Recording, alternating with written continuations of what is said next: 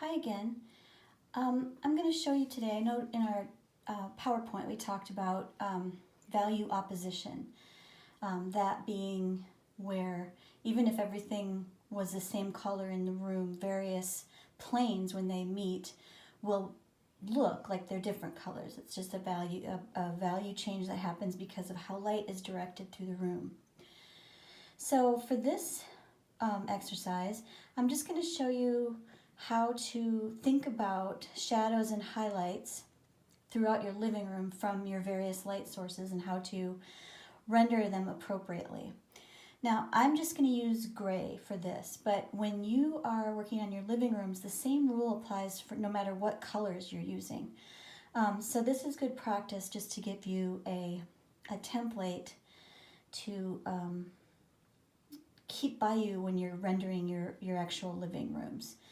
So I'm using cool grays. You can use warm grays, whatever you want. I'm just going to start, well, I already started, so we're going to work from the light source, that's the windows. And we also have some light source above, so I already put in little circles down here where I want to remember to leave highlights from that other light source. Now, this is an empty room. When you have your furniture in there, same rules apply, but maybe you wouldn't see this because it's behind something, and this would maybe be on your sofa or your chair or table or something. So just keep in mind that the rules still apply about how light moves across a space and creates the various value ranges. So I'm going to start with Cool Gray 30. And I'm going to go into the places where the light can't reach because of physics, right? So here, these are the windows. Light can't really get down here.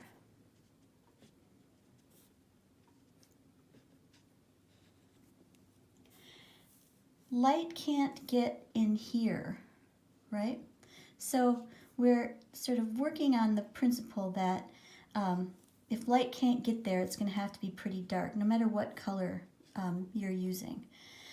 Light can't get up here, so I might outline my architectural elements here and give myself a shadow there. And then, that's where I started. And I can feather up if I want to bleed into whatever actual color my ceiling is.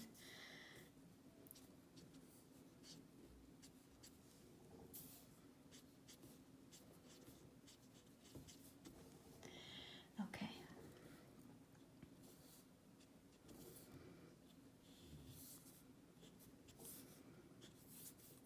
And again, like when we're rendering furniture, right?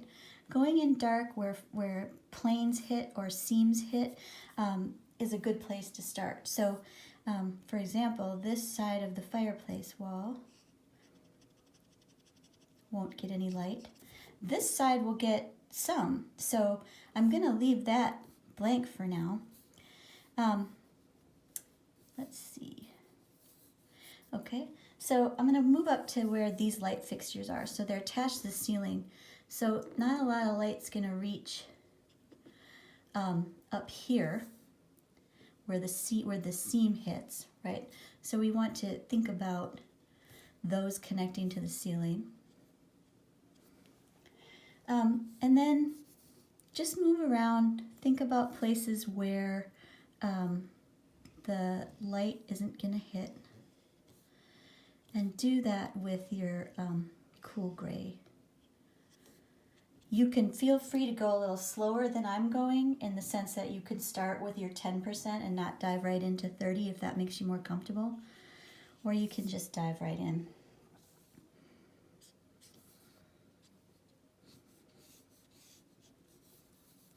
Okay, so part of this floor is going to be pretty dark.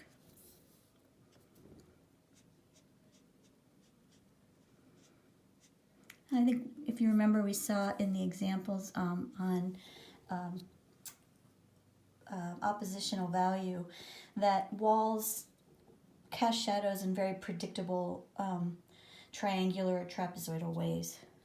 So it's a good rule of thumb when you're having one wall cast a shadow on another, for example, probably even on that floor. Nothing can get back here very easily, but I think you'd want to like feather in and leave a little bit of lightness on that back. And then this whole side will be pretty light, right? So except for, you know, where the seam of the wall hits the floor, you probably want to leave that alone for a while. But then this space, this wall, would be darker, probably darker from here, because the light can still kind of fold around there, but you want to darken up. Whoops, I'm not even seeing that. Sorry. So you want to come in and feather that wall in towards the center, leaving this part white for now. And I'm going fast, I'm going a little choppy on this, but obviously if you spent more time, you could, you know, go in with a little smoother and blend it out a little bit. And I'll come back to that and do a little more of that. All right, now I'm gonna go back to my cool gray 10. Just because I want to establish some of the architecture before I have to actually make a decision about how dark I want to go. So I'm gonna blend this out a little bit. And I want to leave white spaces around the light fixtures. I realize I drew them in a little too dark there, but I want that to be able to fade.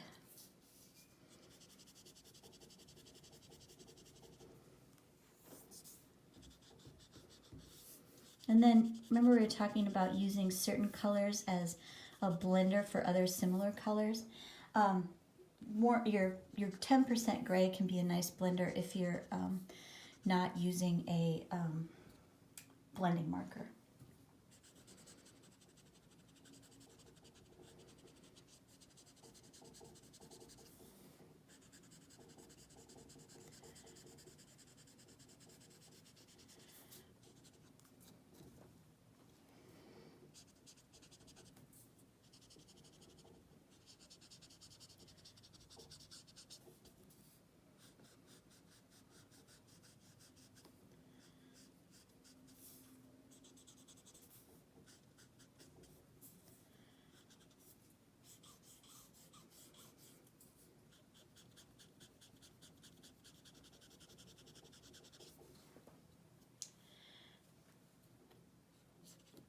Okay, so the front of this, I'm guessing, is going to be the lightest over here, and it'll get a little darker over there. But I'm going to go through with the 10. I'm going to do the same up here, and then I'm going to go back in with darker values.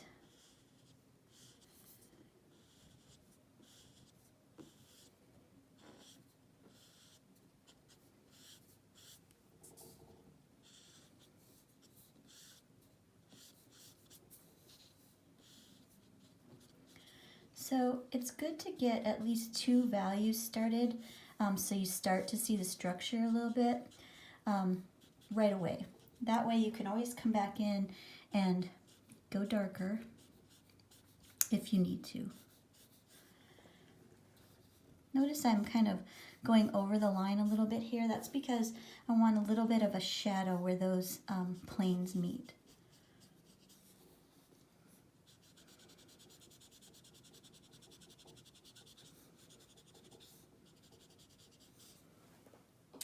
Okay. I'm going to go back with my Cool Gray 30 and deal a little more with the architecture. So on these architectural elements, this side isn't going to get very much light.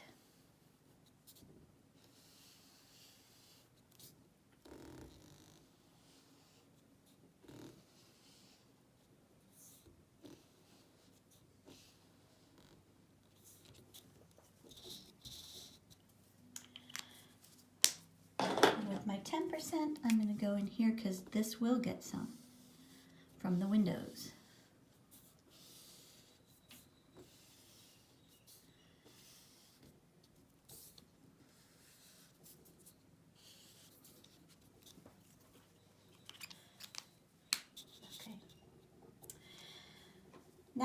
going to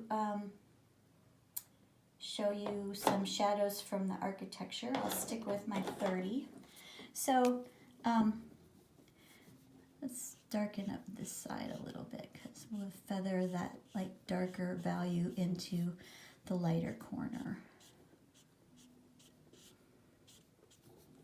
And then this is going to cast a shadow over here, right? So we want to be thinking about all of the ways that a shadow is going to get cast from the elements in your room. And of course your room's going to have furniture in it, but this gives you the idea. Okay. Another place to think about shadows is coming from whatever the armature is of your windows, right? So those will come across like this.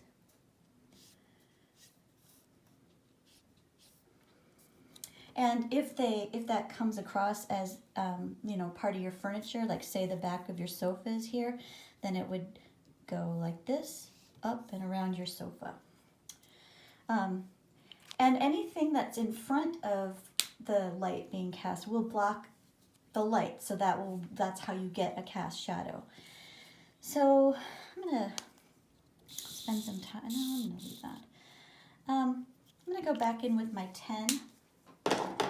And do all the same places I did with 10, but I'm going to add some places too. So I'm going to go back in here and just sort of use it as a blender to go over all of the things I've already colored.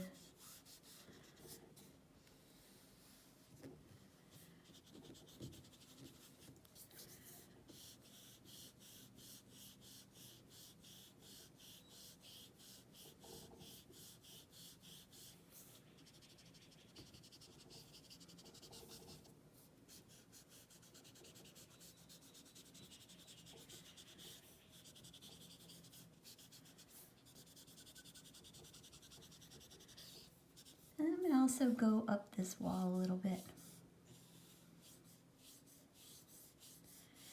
I don't want to leave anything white. So even if this was going to be a white wall, I don't want us to leave it white. It looks unfinished. So we're going to go in with the 10% gray.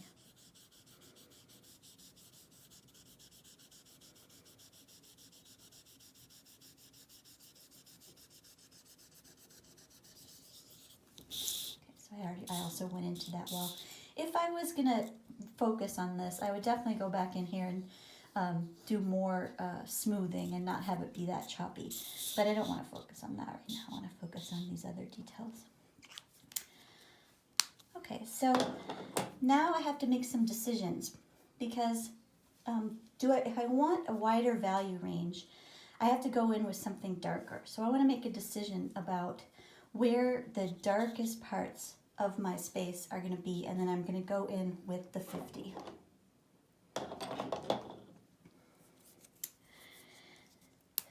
So this is one.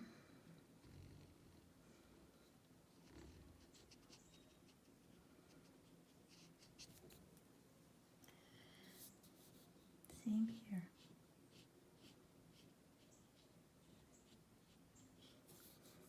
This is one.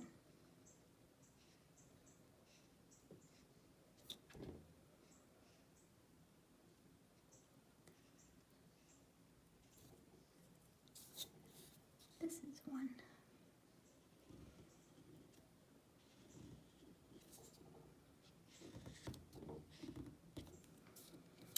Where the wall meets the floor is one, although I would probably feather that out a little bit better.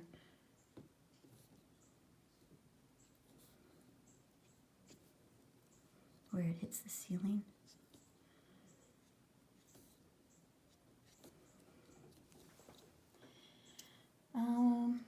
Here would be pretty dark. Be pretty dark in here.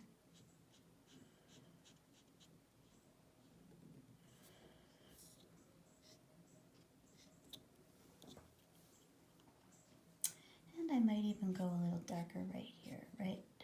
Feather it out from the window.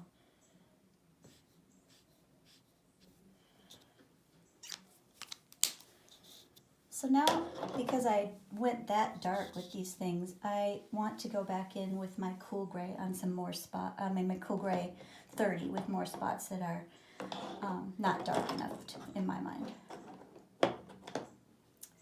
So I'm gonna go in here.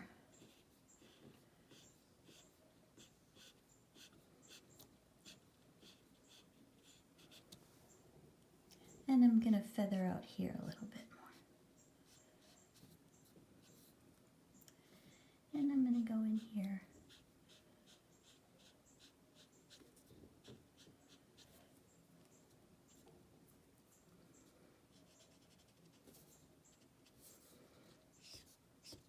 And because I want this back hallway to fade out, I'm also gonna go back here.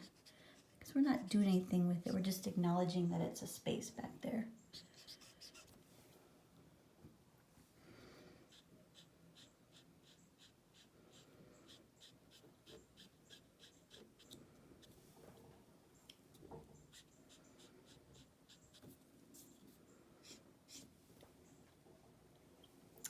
And I'm gonna go over this again.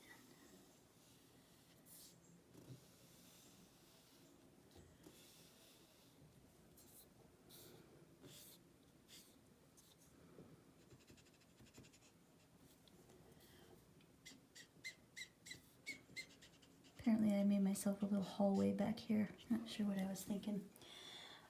All right, now I'm gonna take my 10% again, and I'm gonna go over everything. Using it as a blender, smooth things out, smooth edges out. Oops, that's my little tip. Let's do this one.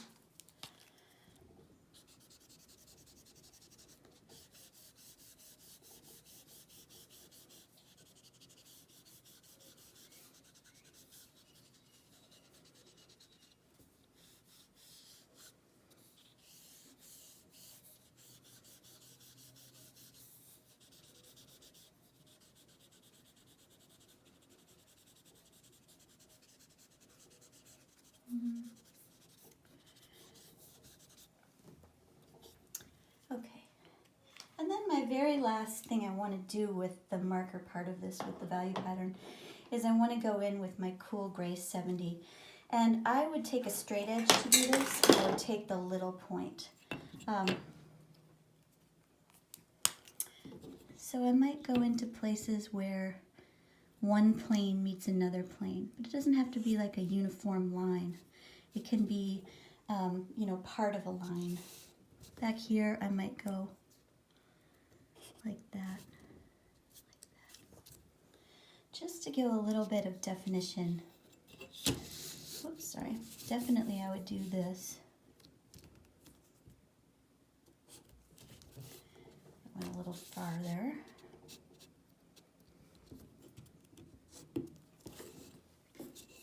Yeah, that was a little bit of a mistake, but it happens. And I would probably go into these spaces a little more too.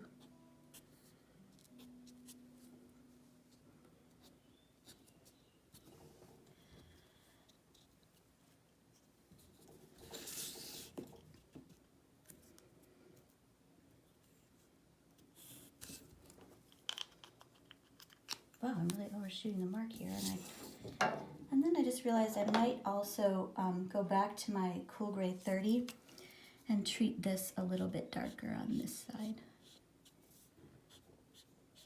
Just because light's it's not hitting that as a front plane, it's hitting it kind of from the side.